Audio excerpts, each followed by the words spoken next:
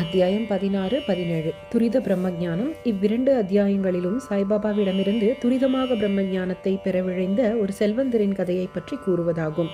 முன்னுரை.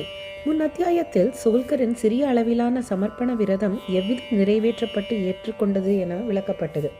அன்புடனும் பக்தியுடனும் அளிக்கப்படும் எத்தகைய சிறிய பொருளையும் பாராட்டுதல்களுடன் ஏற்றுக்கொள்வார் என்று அக்கதையின் வாயிலாக சாய்பாபா அறிவுறுத்தினார். ஆனால் அதுவே பெருமையுடன் இருமாப்புடன் அளிக்கப்பட்டால் ஏற்றுக்கொள்ள மறுத்துவிடுவார். தாமே சச்சிதானந்தத்தினால் நிரம்பி இருப்பதாலும் வெறும் புறச்சாம்பிரதாயங்களை அவர் பெருமளவு லட்சியம் செய்வதில்லை. அடக்க ஒடுக்கத்துடனும் பணிவான உணர்வுடனும் ஒன்று சமர்ப்பிக்கப்படுமானால் அதை அவர் வரவேற்று பேரார்வத்துடன் மகிழ்ச்சியுடன் ஏற்றுக்கொண்டார். உண்மையில் சாய்பாபாவை போன்ற சத்குருவை காட்டிலும் மிகுதியான தாராளம், தயை முதலின பண்புகள் அமையப்பெற்ற பிறதொருவர் எவரும் இலர். அவரை சிந்தாமணி கல்லுக்கோ கற்பகத்திருவுக்கோ காமதேனுவிற்கோ ஒப்பிட முடியாது. ஏனெனில் நாம் விரும்பினவற்றை மட்டுமே அவைகள் அளிக்கின்றன. ஆனால் சத்குருவோ கருத்திற்கியலாத, ஆராய்ந்து அறியதற்கியலாத மெய்ப்பொருளாம் விலை மதிப்பெற்ற பொக்கிஷத்தை நமக்கு நல்குகிறார். இப்பொழுது சாய்பாபாவிடம் வந்து தனக்கு பிரம்மஞானம் அளிக்க வேண்டும் என்று வேண்டிக் கொண்ட ஒரு பணக்காரரை சமாளித்து எப்படி அனுப்பி வைத்தார் என்னும் கதையை கேட்போம். தனது வாழ்க்கையில் மிகவும் சுபிட்சத்துடன் விளங்கிய பணக்காரர் ஒருவர் இருந்தார். அவர் ஏராளமான செல்வம், வீடுகள், வயல்கள், நிலங்கள் முதலியவற்றை பெருந்திரளாக குவித்திருந்தார். பல வேலையாட்களும் சார்ந்து வாழ்வோரும் வாய்க்கப்பட்டவராக இருந்தார். பாபாவினது புகழ் அவர் செவிகளை எட்டிய போது அவர் தனது நண்பரொருவிடம் தனக்கு எவ்வித பொருளும் தேவை இருக்கவில்லை என்றும், எனவே அவர் ஷிரடிக்கு சென்று பாபாவிடம் பிரம்மஞானத்தை அருளும்படி வேண்டப் போவதாகவும், அங்கனம் அதை அவர் பெற்றால் அது நிச்சயம் தன்னை இன்னும் அதிக மகிழ்ச்சி அடைகிறாகவும் என்று கூறினார். அவரது நண்பர் பின் வருமாறு உரைத்து அவர் கருத்தை மாற்ற முயன்றார். பிரம்மத்தை அறிவதென்பது அவ்வளவு எளிதல்ல. அதிலும் குறிப்பாக மனைவி, மக்கள், செல்வம் எனும் கவனங்களிலேயே முழுவதுமாக கவரப்பட்டிருக்கும் பேராசைக்காரருக்கு அது எளிதல்ல. ஒரு பைசாவும் தர்மத்திற்காக ஈயா மனிதராகிய உன்னுடைய பிரம்மஞான நடத்தை யாரே திருப்தி செய்ய இயலும்? இப்பேர் வழி தமது நண்பரின் அறிவுரையை பொருட்படுத்தாது போய்வர குதிரை வண்டியை பேசியமர்த்தி ஷிரடிக்கு வந்தார். மசூதிக்கு சென்று சாய்பாபாவை பார்த்தார். அவர் பாதங்களில் வீழ்ந்து கூறினார், பாபா, இங்கு வருவோர் அனைவருக்கும் எவ்வித தாமதமின்றி நீங்கள் பிரம்மத்தை காண்பிக்கிறீர்கள் என்று கேள்விப்பட்டு தொலைவிலுள்ள எனது இடத்திலிருந்து இங்கு நான் வந்திருக்கிறேன். எனது பிரயாணத்தில் மிகவும் களைப்படைந்துள்ளேன். நான் தங்களிடமிருந்து பிரம்மத்தை பெருகுவேனானால் எனது கடின முயற்சிகளுக்கெல்லாம் நன்றாக ஊதியம் அளிக்கப்பட்டு பரிசு நல்கப்பட்டவனாக ஆகும். பாபா அப்பொழுது கூறியதாவது, ஓ எனது அருமை நண்பனே, ஏங்கி கவலையுறாதே. நான் உடனேயே உனக்கு பிரம்மத்தை காண்பிக்கிறேன். எனது நடைமுறை தொடர்புகள் அனைத்தும் ரொக்கத்திலேதான், கடனில் அல்ல. எனவே பலர் என்னிடம் வந்து செல்வம், தேக ஆரோக்கியம், ஆற்றல், புகழ், பதவி, நோய் தீர்த்தல் போன்ற இவ்வுலக பொருட்களையே கேட்கிறார்கள். இங்கு வந்து பிரம்மஞானத்தை கேட்பவர் அரிது. இவ்வுலக பொருட்களை கேட்பவர்களுக்கு பஞ்சமே இல்லை. ஆத்மார்த்த விஷயங்களில் ஆர்வமுடைய மனிதர்களை காண்பது மிகவும் அரியதாகையால் உம்மை போன்ற மனிதர்கள் வந்து என்னை பிரம்மஞானம் தர சொல்லி வற்புறுத்தும் பொழுது அத்தருணத்தை நான் அதிர்ஷ்டமும் புனிதமும் வாய்ந்ததாக கருதுகிறேன். எனவே உடனே மகிழ்ச்சியுடன் உனக்கு பிரம்மத்தின் சுற்றுச்சூழலையும் அதை அடைவதில் உள்ள சிக்கல்களையும் தெரிவித்து தெளிவிப்பேன் என்றார். இதை புகற்ற பின்னர் பாபா அவருக்கு பிரம்மத்தை புலப்படுத்த ஆரம்பித்தார். அவரை அங்கே அமரச் செய்து பிரிதோர் உரையாடலிலோ விவகாரத்திலோ அவர் ஈரும்படியாக செய்தார். இவ்வாறாக தற்காலிகமாக அவரை தம் வினாவினை மறக்கச் செய்தார். பிறகு ஒரு பையனை கூப்பிட்டு அவனை நந்துமார்வாடியிடம் சென்று 5 ரூபாய் கைமாற்று வாங்கி வரும்படி கூறினார். பையன் சென்று உடனே திரும்பி வந்து இல்லை என்றும் அவர் வீடு பூட்டியிருப்பதாகவும் கூறினான். பின்னர் பாபா அவனை மளிகை கடைக்காரர் பாலாவிடம் சென்று அவரிடம் இருந்து குறிப்பிட்ட கைமாற்றை வாங்கி வரும்படி கூறினார். இம்முறையும் பையன் வெற்றி பெறாமல் திரும்பி வந்தான். இந்த பரிசோசனை 2-3 முறை அதே விளைவுடன் நடத்தப்பட்டது. நாம் அனைவரும் அறிந்தவாறு சாய்பாபா வாழ்ந்து கொண்டிருக்கின்ற, இயங்கிக் கொண்டிருக்கின்ற அவதாரமாகும். பின்னர் அந்த அற்ப தொகைக்கான 5 ரூபாய் அவருக்கு என்ன தேவைப்படுகிறது? அதனை கைமாறாக பெறுவதற்கு அவர் ஏன் அரிதில் முயல வேண்டும் என்று சிலர் வினவக்கூடும். உண்மையில் அவருக்கு இத்தொகை தேவை இருக்கவில்லை. நந்துவும் பாலாவும் அவரவர் இடங்களில் இல்லை என்பதை பாபா நிச்சயமாக முழுமையும் தெரிந்து கொண்டே இருந்தார். இவ்வழிமுறையை பிரம்மத்தினை எய்த விழைகின்றவருக்குரிய ஒரு சோதனையாக மேற்கொண்டார். அப்பெருந்தகை கரன்சி நோட்டுகளின் காற்றை ஒவ்வொன்றினையும் தம் பையில் வைத்து கொண்டிருந்தார். அங்கனம் அவர் உண்மையிலேயே ஆர்வமுள்ளவராக இருந்திருப்பின் 5 ரூபாயை பெறுவதற்காக பாபா தீவிரமாக முயற்சி செய்து கொண்டிருக்கும் பொழுது அங்கே அமைதியாக அமர்ந்து கொண்டு நிகழ்வனவற்றின் வெறும் மேலோட்ட பார்வையாளராக இருந்திருக்க மாட்டார். பாபா தமது மொழிகளை காப்பாற்றுவார் என்றும், கடனை திருப்பி கொடுத்து விடுவார் என்றும், தேவையான பணமும் ஒரு அற்ப தொகையே என்றும் அவர் அறிந்திருந்தே இருந்தார். எனவே அவருக்கு ஒரு உறுதியான தீர்மானத்திற்கு வரவோ தொகையை முன்வந்து அளிக்கவோ இயலவில்லை. அத்தகைய மனிதர் உலகிலேயே மிக மிக பெரிய பொருளான பிரம்மஞானத்தை பாபாவிடமிருந்து பெற விரும்பினார். பாபாவிடம் அன்பு பூண்ட வேறெந்த மனிதனும் சும்மா பார்த்து கொண்டிருப்பதற்கு பதிலாக உடனடியாக பாபாவுக்கு 5 ரூபாயை அளித்திருப்பான்.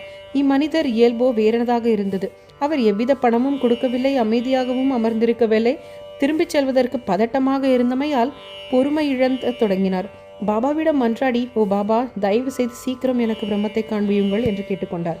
பாபா, ஓ எனது அருமை நண்பனே, நீ பிரம்மத்தை கண்ணுறும் பொருட்டாகவே இவ்விடத்தில் அமர்ந்து கொண்டு நான் நுணுக்க விவரமாக ஆராய்ந்த வழிமுறைகளையெல்லாம் நீ புரிந்து கொள்ளவில்லையா? சுருக்கமாக அவை இவ்வாறானதாகும்.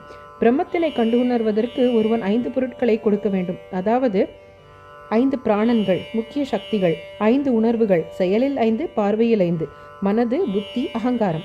பிரம்மஞானம் அல்லது ஆத்மானுபூதி எனும் வழியானது கத்திமுனையில் நடப்பதினை நிகர்த்த கடினமான ஒன்றாகும் என்று ஆரம்பித்து இப்பொருளினை பற்றி சாய்பாபா நீண்ட போதனை அளித்தார். அதனுடைய கருத்துரை கீழே கொடுக்கப்பட்டிருக்கிறது. பிரம்மஞானம் அல்லது ஆத்மானுபூதியை பெறுவதற்கு வேண்டிய முன்னீட்டான வரையறைகள் எல்லாம் கொடுக்கப்பட்டுள்ளன. எல்லோரும் தத்தமது வாழ்நாட்களிலேயே பிரம்மத்தை பார்க்கவோ தெளிவாக உணரவோ மாட்டார்கள். அதற்காக சில தகுதிகள் முழுமையாக தேவைப்படுகின்றன. முமுட்சை அல்லது விடுதலையடைய செறிந்த விருப்பம், தன் கட்டுப்பாட்டுடன் இருப்பதாக நினைத்து தலைகளினின்று விடுபட வேண்டும் என்று அந்த லட்சியத்திற்கே ஊக்கத்துடனும் தீர்மானத்துடனும் உழைப்பவன், மற்றதை பற்றியும் கவலைப்படாதவன் ஆத்மீக வாழ்க்கையில் தகுதியுடையவன் ஆகிறான். விரக்தி இவ்வுலக மறு உலக பொருட்களில் மீதுள்ள வெறுப்புணர்ச்சி, மிக பரங்களில் தனது செய்கையால் விளையும் பொருட்கள், ஆதாயங்கள், கௌரவங்கள் இவைகள் ஒருவன் வெறுத்தாலின்றி ஆத்மீக ராஜ்யத்தின் எல்லைக்குள் நுழைய அவனுக்கு உரிமையில்லை. அந்தர்முக்தா, கடவுளால் நமது உணர்வுகளை அனைத்தும் புறத்தே செல்லும் போக்குடையவளாய் இருந்ததும், எனவே மனிதன் எப்பொழுதும் தனக்கு புறத்தே உள்ளனவற்றையே நோக்கி அகத்தை பாராதிருக்கிறான். ஆத்மானுபூதியையும் இரவா புழுக்களுடைய பெருவாழ்வையும் விரும்புபவன் தனது கூர்ந்த நோக்கை உன்முகமாக திருப்பி உள்ளிருக்கும் ஆத்மாவை பார்க்க வேண்டும். தீவினைகள் கசடர கழிதுபடுதல். ஒருவன் கொடுத்தன்மைகளிலிருந்து மாறினாலன்றியும், தவறுகள் செய்வதை நிறுத்தினாலன்றியும், தன்னைத்தான் ஒருங்கிணைந்து அமைதியுற்றாலன்றியும், மனம் சாந்தமுற்றாலன்றியும் தத்துவ ஞானத்தின் மூலமாக மட்டும் ஆத்மானுபூதியை எய்துவிட இயலாது. ஒழுங்கான நடத்தை, உண்மையுடைய தவமுடைய உள்தரிசனத்துடன் கூடிய பிரம்மச்சரிய வாழ்க்கையை நடத்தினாலின்றி ஒருவன் இறையனுபூதியை எய்த இயலாது. பிரியஸ் விலக்கி ஸ்ரேயஸ் நாடுதல். பொருட்கள் 2 படித்தரமானவை. அதாவது நன்மையானவைகளும் மனமகிழ்ச்சிக்குரியவையும். முன்னவை ஆன்மீக செயல் தொடர்புடையவை, பின்னவை லோக பொருட்களின் செயல் தொடர்புடையவை. தம்மை ஏற்றுக்கொள்ளும்படி இவை இரண்டுமே மனிதனை அணுகுகின்றன. ஆலோசித்து அவற்றினுள் ஒன்றை அவன் தேர்ந்தெடுக்க வேண்டும். விவேகமுள்ளவன் மகிழ்வடைய நினைக்கை தேர்ந்தெடுக்கிறான். அவாவிலோ பேராசையிலாலும் பற்றாலும் மகிழ்ச்சியை தேர்ந்தெடுக்கின்றான். மனதையும் மற்ற உள்ளங்களையும் அடக்கி ஆளுதல். உடம்பே தேர், ஆத்மாவே எஜமானர், புத்தியே தேரோட்டி. மனதே கடிவாளம், உணர்வுகளே குதிரைகள், உணவிற்குரிய பொருட்களே அவர்களின் பாதைகள். எவனொருவனுக்கு பற்றுணர்வு மிக்க திறமில்லையோ அவனுடைய மனம் கட்டுப்பாட்டுக்குள் எடுக்கப்பட இயலாதோ, எவனுடைய உணர்வுகள் அடக்கி ஆளப்பட முடியாதோ, தேரோட்டியின் குறும்பு சுழற்சிக்குடைய பொல்லாத குதிரையின் செயலை நிகர்ப்ப அவன் தன் பயண இலக்கை சென்றடையாமல் பிறப்பு இறப்பு எனும் சுழற்றுக்கு அடக்கப்படுகிறான். ஆனால் எவனொருவனுக்கு பற்றுணர்வு திறம் உள்ளதோ, எவனது மனம் அடக்கியாளப்படுகிறதோ, எவனது உணர்வுகள் கட்டுப்பாட்டில் இருக்கின்றனவோ அவன் சாரதியின் நல்ல குதிரையின் செயலை நிகர்ப்பச் சேரும் இடத்தை அடைகிறான். அதாவது ஆத்மானுபூதி என்ற நிலையை எய்துகிறான். அங்கே அவன் மீண்டும் பிறப்பதில்லை. தனது சாரதியை போன்ற பற்றுணர்வு திறமை உள்ளவனும் தன் மனதை கடிவாளத்தினால் கட்டுப்படுத்த கூடியவனும் பிரயாணத்தின் இலக்கான எவற்றிலும் மேம்பட எங்கும் நிறை விஷ்ணுவின் வாசஸ்தலத்தை எய்துகிறான். மன தூய்மை. ஒருவன் தனது பணித்துறை கடமைகளை மனநிறைவுடனும் பற்றின்றியும் செய்தாலொழிய மனம் தூய்மையாகப்படாது. மனம் தூய்மையாக்கப்படாவிட்டால் அவன் ஆத்மானுபூதியை பெற இயலாது. தூய்மையான மனம் ஒன்றிலேயே விவேகம் இருக்கும். வைராகியம் முளைத்து மேலொழும்பி ஆத்மானுபூதியை இட்டுச் செல்கின்றன. குருவின் இன்றியமையாமை. ஆத்ம ஞானமானது எவரொருவரும் தன்னுடைய சுயமுயற்சியால் அடைவோம் என்று ஒரு காலம் நினைக்கக்கூட முடியாத அளவிற்கு சூட்ச்மமாகவும் அறிவு நிலை கடந்ததாகவும் இருக்கிறது.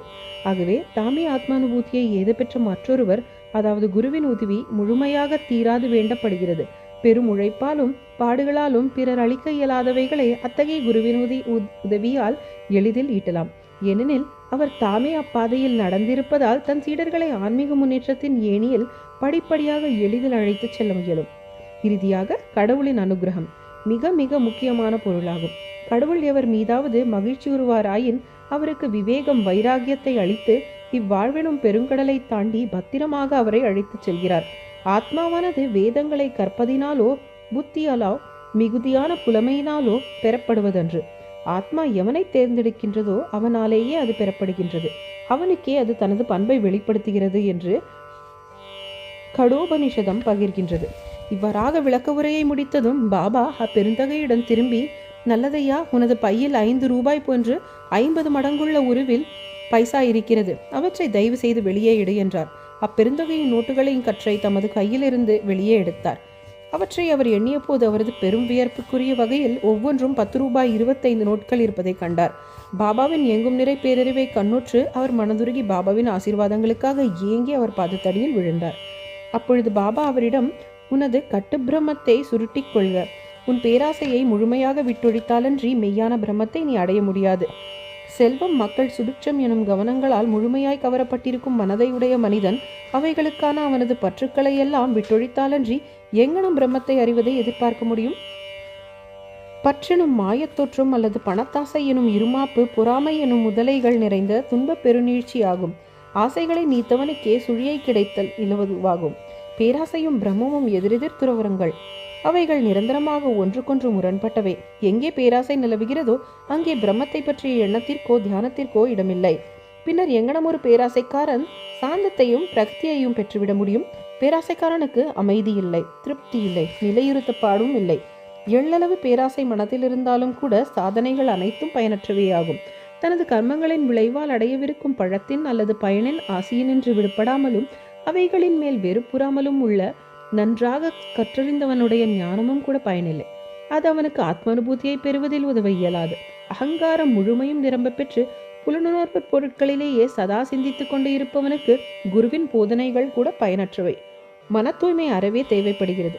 அஃதின்றி நமது ஆன்மீக சாதனைகள் யாவும் பயனற்ற வெளித்தோற்றமும் பகட்டு ஆரவாரமுமே இன்றி பிறதில்லை.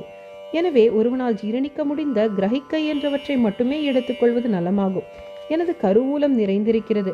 எவனுக்கும் அவன் விரும்புவதை நான் அளிக்க முடியும். ஆனால் நான் கொடுப்பதை பெற்றுக்கொள்ளும் தகுதி அவனுக்கு இருக்கிறதா என்பதை நான் கவனிக்க வேண்டும். என்னை கவனத்துடன் கேட்பீர்களானால் நீங்கள் உண்மையிலேயே நன்மை அடைவீர்கள். இம்மசூதியில் அமர்ந்து கொண்டு நான் உண்மையை தவிர வேறெதையும் பேசவில்லை என்று உரைத்தார்.